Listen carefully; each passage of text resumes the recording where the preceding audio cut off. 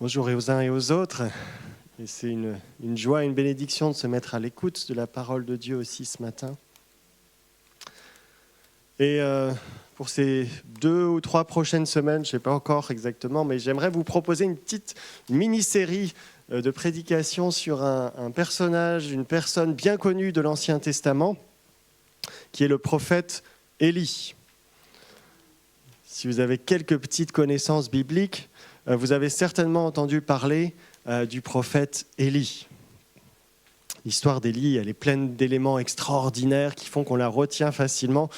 Moi, en tout cas, voilà, c'est une des histoires dont je me souviens bien que quand j'étais enfant à l'école du dimanche, voilà, on en avait parlé, ça m'a marqué. Et voilà, c'était il n'y a pas si longtemps que ça. Hein.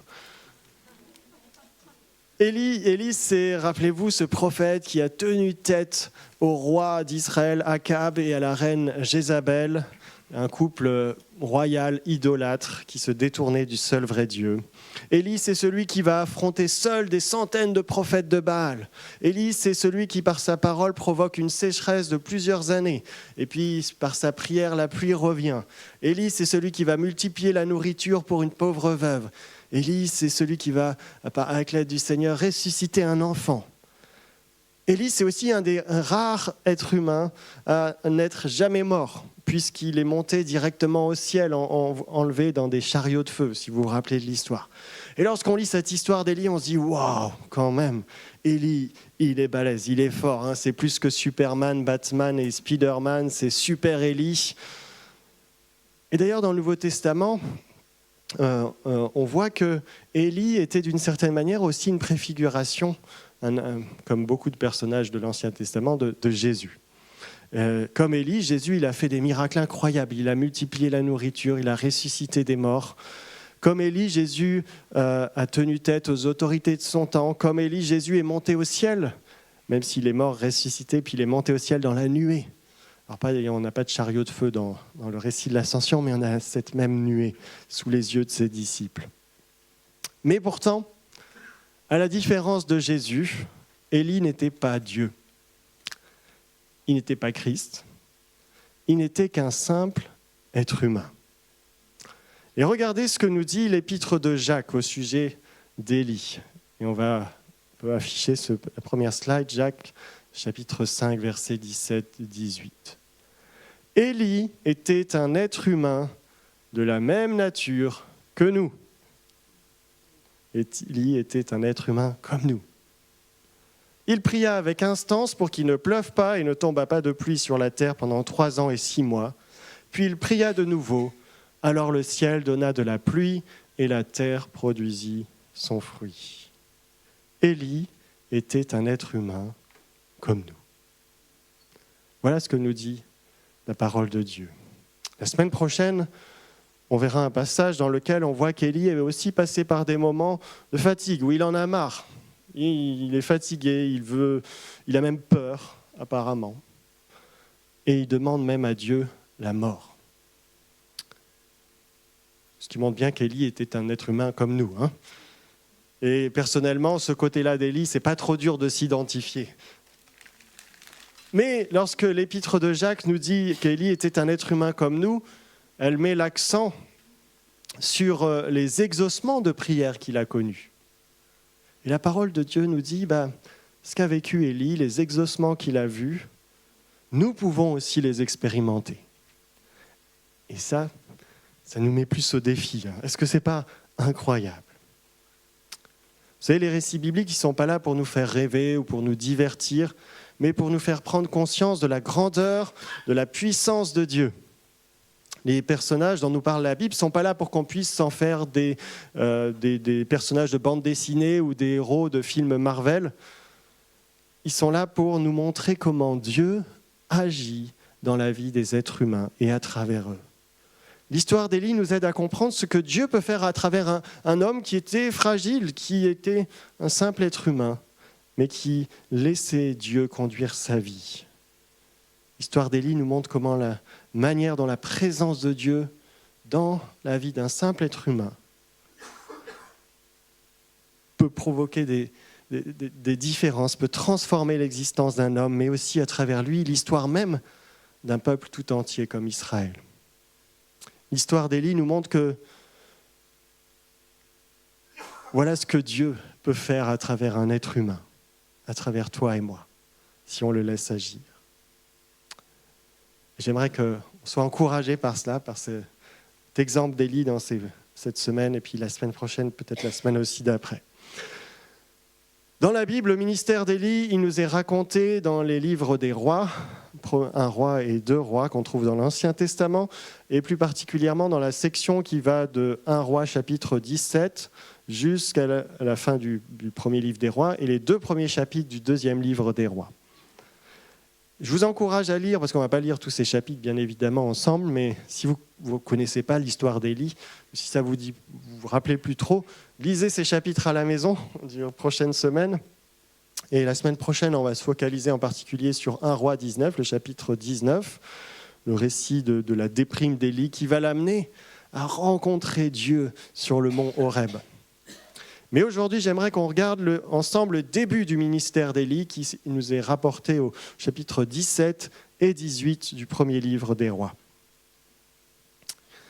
Et donc le prophète Élie entre en scène dans le récit biblique en 1 roi chapitre 17 verset 1. Et pour le contexte, c'est une histoire qui se déroule il y a bien longtemps. On est au 9e siècle avant Jésus-Christ, donc il y a quelques années, à l'époque où les 12 tribus d'Israël se sont divisées en 2 royaumes. Vous avez le royaume d'Israël au nord et vous avez le royaume de Juda au sud. Et Élie, c'est un prophète du royaume d'Israël au nord, à l'époque où règne un roi qui s'appelle Akab. Un roi pas très mis en avant par la Bible. Pourtant, c'est un roi qui a plutôt bien réussi politiquement, il est plutôt riche. Mais si la Bible ne le met pas en avant, c'est parce que c'est un roi qui refuse de n'adorer que Yahvé, l'Éternel, le Dieu d'Israël, le seul vrai Dieu. Peut-être s'est-il dit, ouais, je ne veux pas trop passer pour un illuminé auprès de mes collègues royaux de l'époque. Je vais plutôt suivre la grande mode qui était celle de l'aristocratie du Proche-Orient, des autres rois dans ce contexte-là. La grande mode à cette époque, c'était le polythéisme. Enfin, n'avoir qu'un seul Dieu, bon, c'est un peu médiocre quand on peut en avoir tout plein. Et puis, parmi cette multitude de dieux, comment passer à côté du couple divin de Dieu qui était vraiment à la mode, que tout le monde adore ? Partout on entend « Asherah, c'est extra, Baal, c'est trop de la balle ». Comment résister à l'appel de cette société de consommation qui fait miroiter succès, prospérité à quiconque va s'agenouiller devant Baal et Asherah ?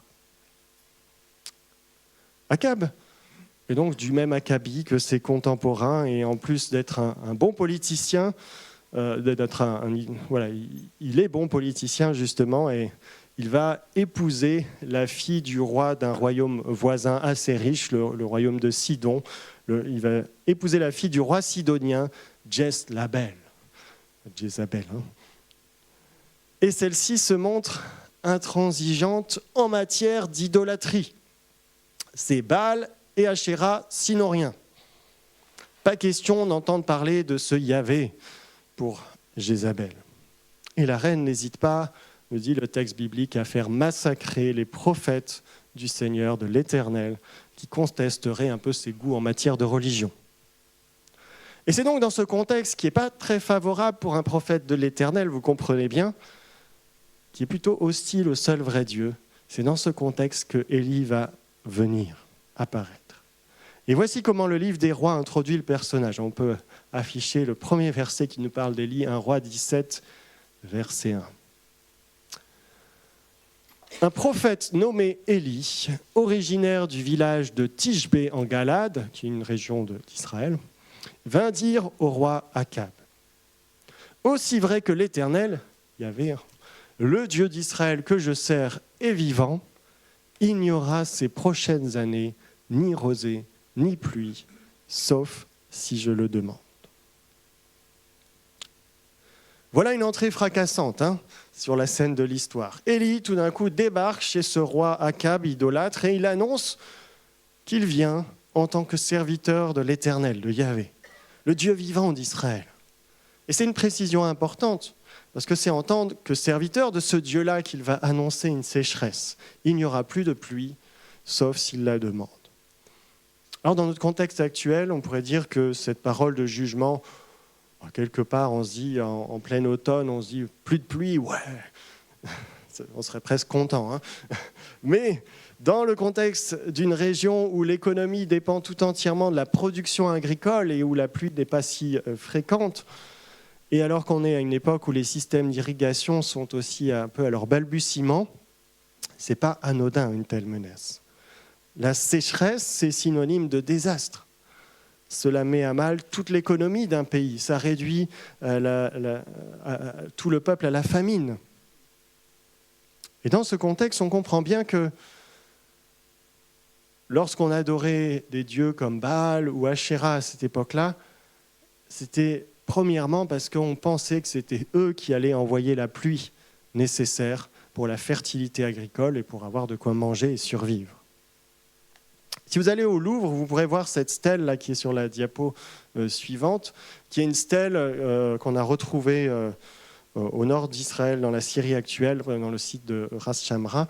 Et sur cette stèle, on voit une représentation du dieu Baal. Alors c'est une stèle qui est plus ancienne que le récit d'Élie encore. Mais ça montre que le dieu Baal était assez populaire pendant pas mal de siècles dans cette région du monde.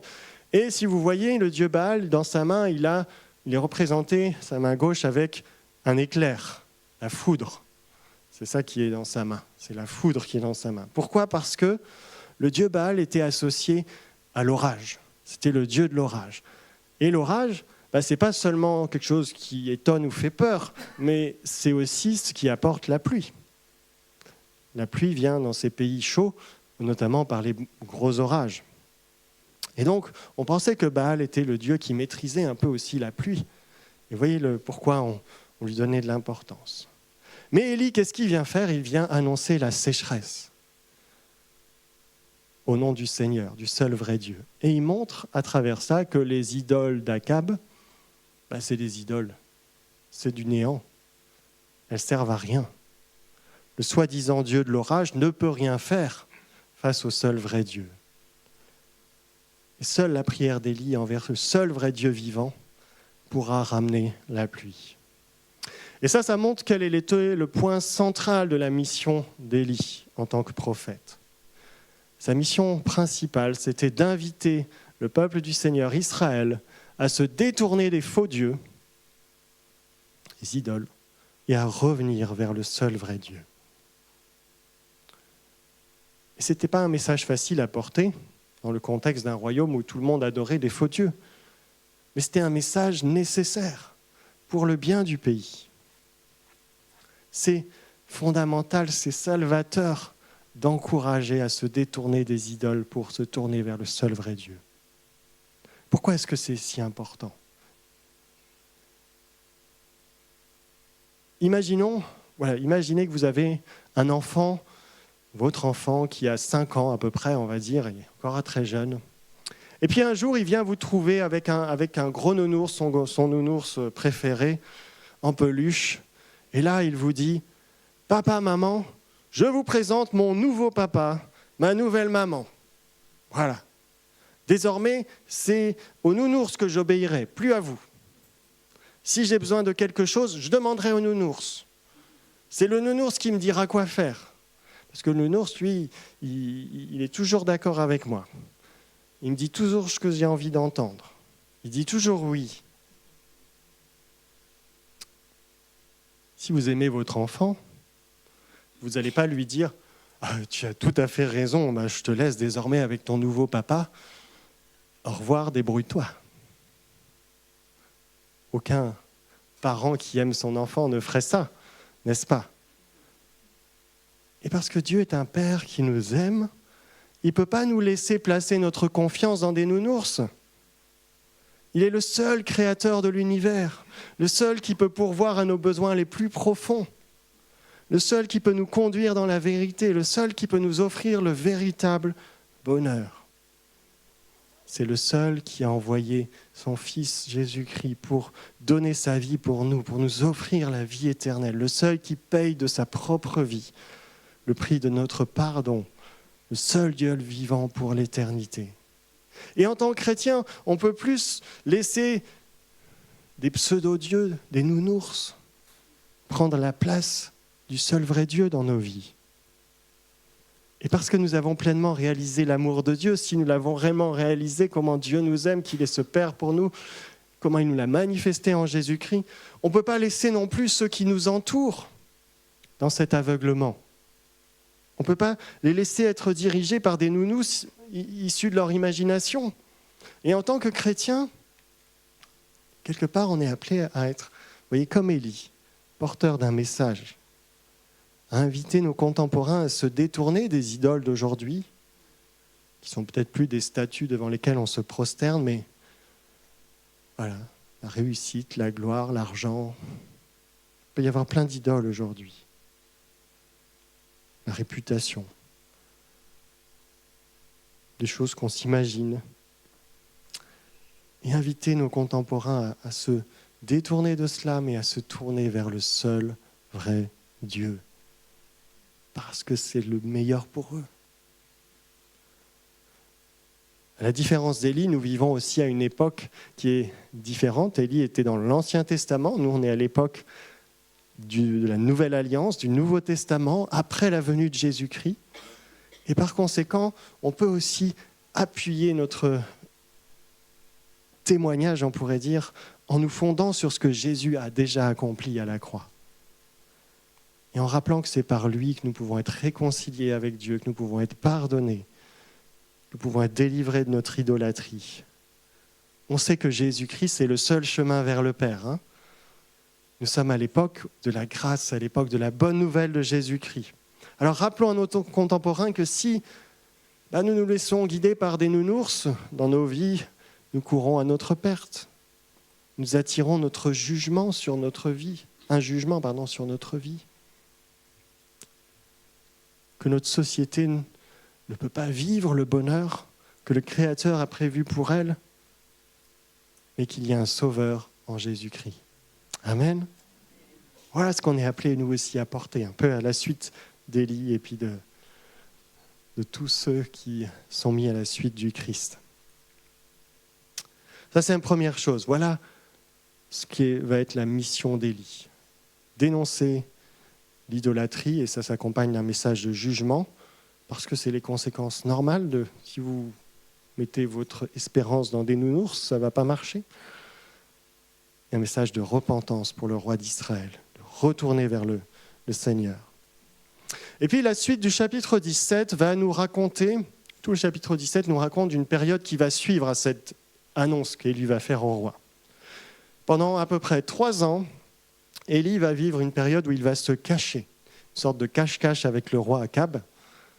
Pendant 3 ans, Dieu va demander à Élie de se cacher. Ce n'est pas lui qui décide de se cacher, c'est le Seigneur qui lui dit.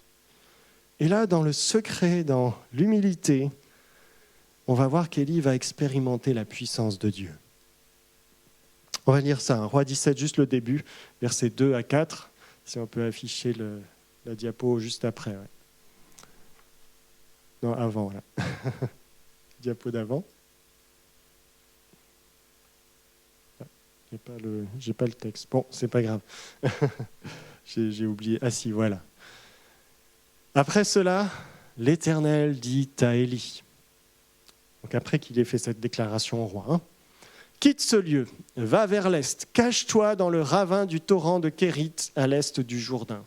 L'eau du torrent te servira de boisson et j'ai ordonné aux corbeaux de te nourrir là-bas. Je ne lis pas la suite du chapitre 17. Je vous invite à relire ce passage à la maison si vous ne vous souvenez plus de ça. Et le récit biblique, vous voyez, dit que Élie va obéir à l'ordre du Seigneur, il va se cacher près d'un torrent, il va être nourri par les corbeaux. Mais comme c'est la sécheresse dans le pays, ce qu'a annoncé Élie, le torrent va finir par devenir sec. Et ensuite, Dieu va dire à Élie, va te cacher chez une veuve de la ville de Sarepta, dans le pays voisin de Sidon, à l'étranger, au nord d'Israël. Et là-bas, on voit que l'Éternel va de nouveau pourvoir aux besoins d'Élie et de cette veuve, en notamment multipliant la nourriture de cette pauvre veuve, qui n'avait rien pour accueillir Élie, mais il lui dit « N'aie pas peur, la nourriture ne va pas manquer ». Et c'est vrai, et le Seigneur va pourvoir. Et non seulement Dieu va pourvoir aux besoins d'Élie en contraint de se cacher, de partir en exil, mais il va accomplir un acte extraordinaire à travers Élie. Le fils de cette veuve va mourir, et Élie va prier pour lui, et ce fils va ressusciter. Le fils de la veuve va ressusciter. Et après cela, c'est comme ça que se termine le chapitre 17, la veuve va déclarer « Maintenant, je sais que tu es un homme de Dieu et que la parole de l'Éternel que tu prononces est vraie. »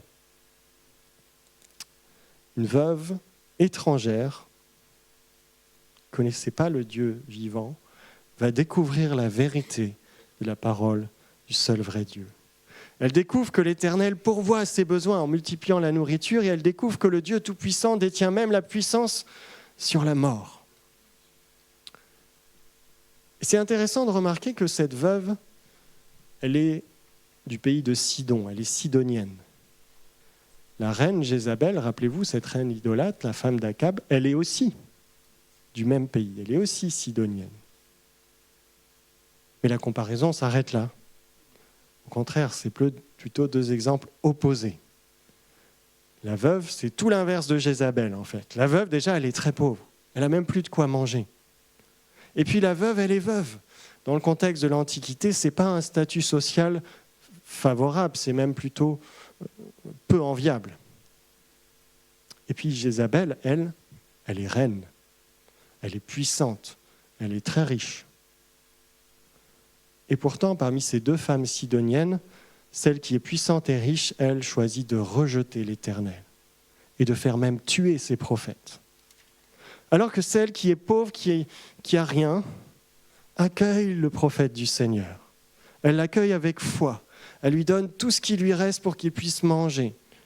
Et les conséquences sont là. Jézabel voit son pays sombrer dans une famine terrible, et quant à la veuve, elle ne manque de rien. Et elle voit même la résurrection de son fils. C'est pas étonnant, n'est-ce pas? Mais qu'est-ce qu'il en est d'Élie pendant ce temps-là? On peut se dire quand même, pourquoi Dieu l'envoie vivre plusieurs années à l'étranger, chez une pauvre veuve? Ce n'est pas du tout le contexte habituel des prophètes. À cette époque, les rois de cette région du monde, du Proche-Orient, ont l'habitude de s'entourer de plein de prophètes. En 1 Roi, chapitre 18, verset 19, on nous dit d'ailleurs que la reine Jézabel, elle rémunérait 450 prophètes de Baal et 400 prophètes d'Achéra. Donc ils étaient, les prophètes de Baal et d'Achéra, auprès de la cour du roi. Ils étaient bien placés. Ils étaient même rémunérés. Pourquoi ? Parce que les rois disaient, si on a quelques prophètes avec nous, déjà ils vont nous donner un peu les bons conseils qui viennent des dieux, mais aussi ils vont nous assurer un peu la prospérité, la réussite. C'était les croyances de l'époque. Mais Élie, lui, il n'est pas à la cour du roi. Pendant 3 ans, il va vivre au bord d'un torrent, puis chez une pauvre veuve étrangère. Qu'est-ce qu'on peut retenir de tout ça pour nous ? Rappelez-vous, Élie était un être humain comme nous. Mais Dieu l'a utilisé, on voit déjà dans ce passage, pour manifester sa puissance. Est-ce qu'on a conscience des choses incroyables que Dieu peut faire à travers nous ?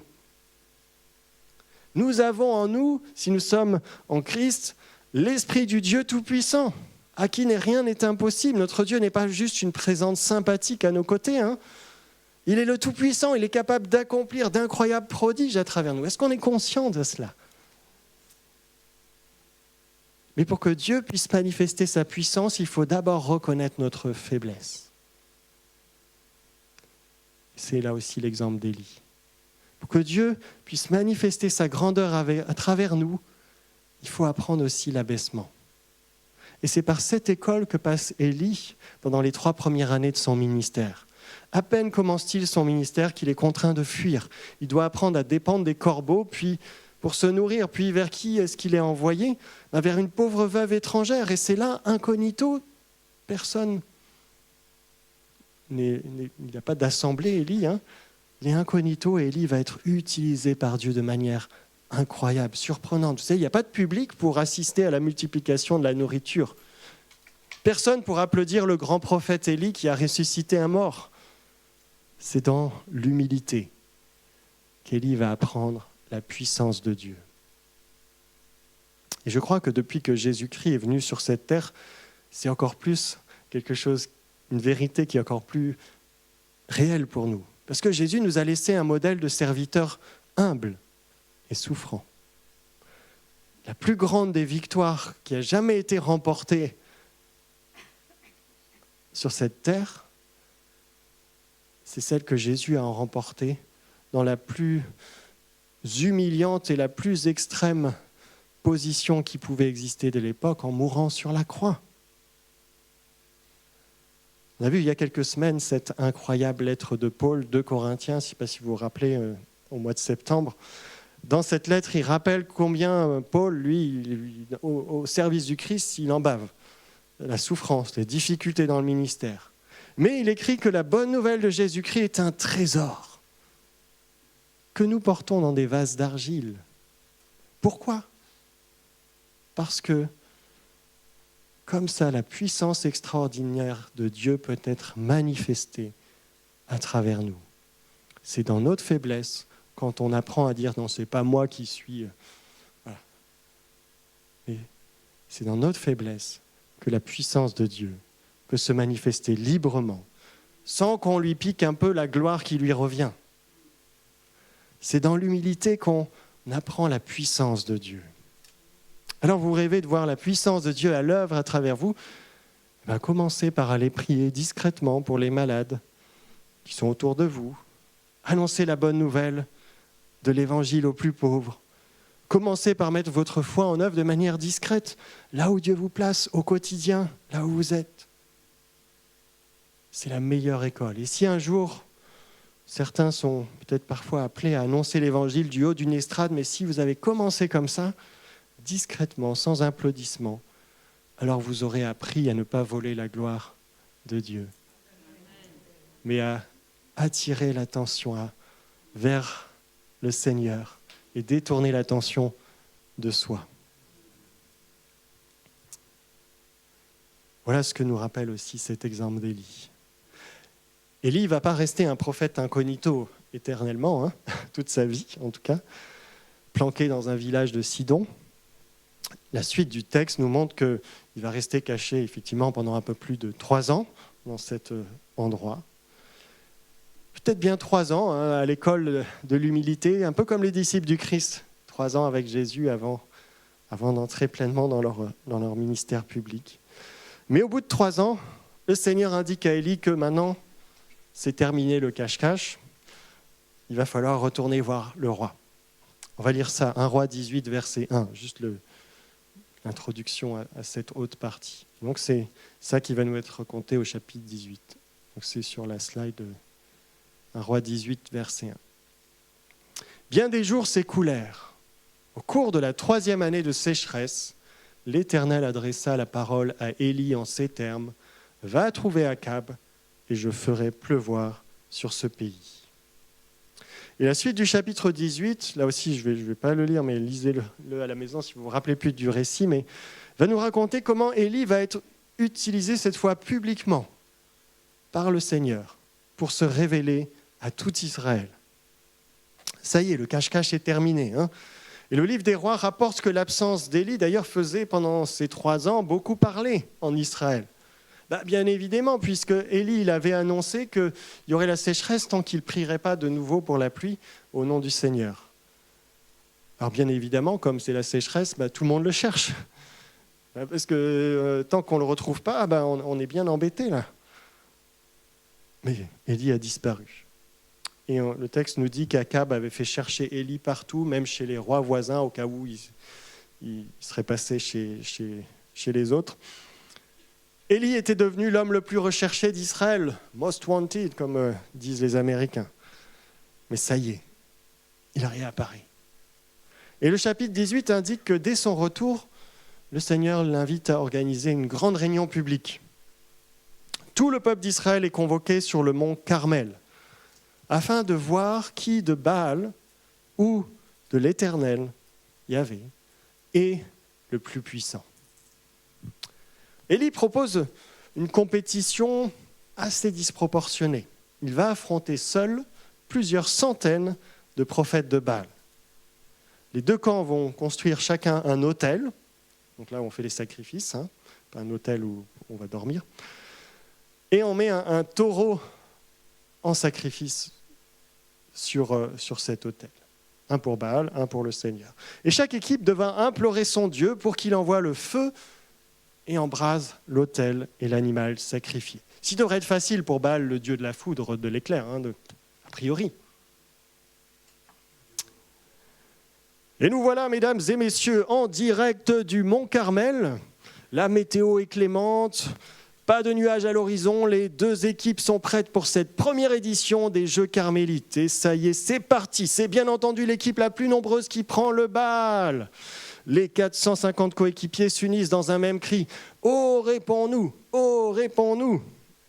Oh, Baal, réponds-nous! Oh, Baal, réponds-nous » Ils le répètent encore et encore. Certains se mettent à gigoter dans tous les sens, d'autres se mettent à sauter, à pousser des cris, pour être sûr que Baal les entend bien. Et en voilà même qui se font des incisions sur le corps, histoire de montrer à Baal qu'ils sont vraiment motivés. Et tout le monde répète encore, « Baal, réponds-nous, réponds-nous » Et encore, et encore, et encore. L'émission se prolonge, les téléspectateurs deviennent de plus en plus sceptiques. Les supporters de Baal passent toute la journée à s'époumoner, mais rien ne se passe. La journée s'écoule lentement jusqu'à ce qu'arrive le soir. Et oui, nous sommes toujours en direct du Mont Carmel où rien ne se passe. Bref, les spectateurs s'intéressent plus au petit dernier du prince et de la princesse qui effectivement... Ah, mais voilà qu'Élie arrive, oui, Élie entre sur le terrain. Ça y est, il décide de passer à l'action. Il arrive tranquillement, il se dirige vers l'autel de Yahvé. Il semble imperturbable, mais que fait-il ? Il verse de l'eau sur l'autel. Quel retournement inattendu, on dirait qu'il jette l'éponge, littéralement. Ah non, le voilà qui revient vers l'autel. Et qu'est-ce qu'il fait ? Ah, il prie. Et la suite, on va lire ensemble. 1 Roi 18, versets 36 à 39.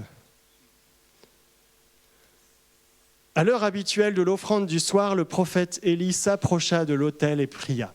« Éternel, Dieu d'Abraham, d'Isaac et d'Israël, que l'on sache aujourd'hui que c'est toi qui es Dieu, en Israël, que je suis ton serviteur et que j'ai fait tout cela sur ton ordre.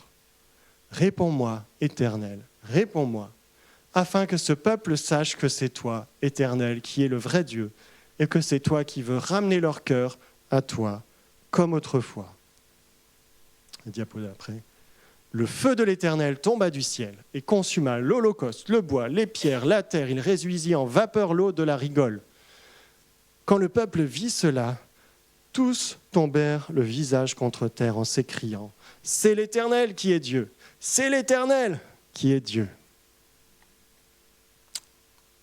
Le camp de l'Éternel a gagné. Vous voyez, Élie n'avait pas eu peur d'affronter seul des centaines de prophètes païens. Pourquoi ? Parce qu'il savait, il avait déjà expérimenté chez cette veuve notamment, qu'il avait un Dieu tout-puissant avec lui, que face à l'Éternel, les idoles ne peuvent rien. Le match était gagné d'avance et là, tout le peuple ne pouvait plus nier que seul l'Éternel est Dieu. Élie, à lui seul, avait amené le peuple tout entier à reconnaître l'Éternel comme son Dieu. Dans la suite du chapitre 18, on voit qu'il va y avoir un épisode un peu plus sanglant, la mise à mort des prophètes de Baal, selon la loi de Deutéronome 13. Et puis, pour couronner le tout et montrer définitivement qui est Dieu, Élie va prier pour que la pluie revienne. Il va prier et puis il y a un petit nuage qui arrive. Il dit c'est bon, la pluie arrive. Et puis il va y avoir une grande pluie qui est là. Et Élie, on le voit en train de courir devant le char du roi. Et c'est comme ça que se termine ce chapitre. Lorsque le seul vrai Dieu reprend sa place, vous voyez, tout rentre dans l'ordre. Alors qu'est-ce qu'on retient de ce récit ? Qu'Élie était un être humain comme nous, mais qu'un homme qui laisse l'Esprit de Dieu agir à travers lui peut amener tout un peuple à reconnaître qui est Dieu. Élie n'a pas eu, vous voyez, besoin dans ce texte de faire une super prière de 2h30. Il n'a pas eu besoin de gesticuler dans tous les sens ou de crier. Il n'a pas eu besoin de faire une super prédication en 15 points. Il n'a pas eu besoin de se taillader le corps ou je ne sais quoi. Il a prié simplement. Dieu a manifesté sa gloire. Il n'a pas eu peur de mettre le peuple au défi. Il ne s'est pas dit non plus « Et si jamais Dieu ne répond pas, allez, je vais prévoir une petite allumette que je vais cacher sous ma robe de prophète au cas où. » Non, il a même rendu la chose encore plus improbable en mettant de l'eau sur l'autel. Il savait qu'il avait un Dieu tout-puissant parce qu'il l'avait expérimenté, parce qu'il avait vécu 3 ans cette intimité, cette relation avec lui. Et quand on lui demande au Seigneur de se révéler, il le fait, il le sait. C'est le Seigneur lui-même qui lui avait demandé ça. Mais est-ce qu'on a cette même foi ? On ne va pas s'amuser à faire la même chose, littéralement. Mais est-ce qu'on est capable de mettre au défi ceux qui doutent de l'existence de notre Dieu, en leur dire « Viens, je vais prier pour toi au nom de Jésus. Tu verras que Dieu existe. » Ça ne signifie pas, vous savez, que tous ceux qui ont vu le Seigneur agir se convertissent. D'ailleurs, dans la suite du texte, on voit bien que tout Israël, même s'il a dit l'Éternel est Dieu, ne s'est pas totalement tourné vers le Seigneur, que Jézabel continue son idolâtrie. Et Jézabel veut même encore plus tuer Élie qu'avant. Et ce qui est sûr, c'est que si nous demandons à Dieu de se révéler, il le fait. Et depuis la venue de Jésus-Christ, depuis sa mort, depuis sa résurrection, nous avons l'Esprit de Dieu qui a été répandu sur tous ceux qui croient en lui. Le même Esprit qui a conduit Élie a été déversé sur chacun d'entre nous. L'Esprit du Dieu vivant. Le même Esprit qui a ressuscité Jésus d'entre les morts habite désormais en nous. Est-ce que nous avons cette foi qui était en Élie ? Peut-être qu'on a besoin ce matin de confesser notre incrédulité, de lui demander pardon, de faire de notre Dieu un petit Dieu parfois. Élie était un être humain comme nous, pas un héros, pas un surhomme, un simple être humain qui a laissé le Dieu vivant diriger sa vie. Est-ce que nous serons prêts à suivre son exemple sous la conduite de l'Esprit ? Amen. Je vous inviterai à la prière. Je vais demander au groupe s'il veut bien revenir de louange et on va peut-être reprendre ce chant qui dit « Me voici, majesté, devant toi ». J'aimerais qu'on prenne ce chant en réalisant « Oui Seigneur, je veux, comme Élie, venir devant toi. Tu es mon roi, tu es mon Seigneur, tu es le seul vrai Dieu. Et me voici. Utilise-moi. » Si c'est votre désir de dire cela au Seigneur ce matin, de répondre à cette parole de Dieu, je vous inviterai simplement à vous lever à votre place. On va prier ensemble et puis on chantera ce chant ensuite ensemble.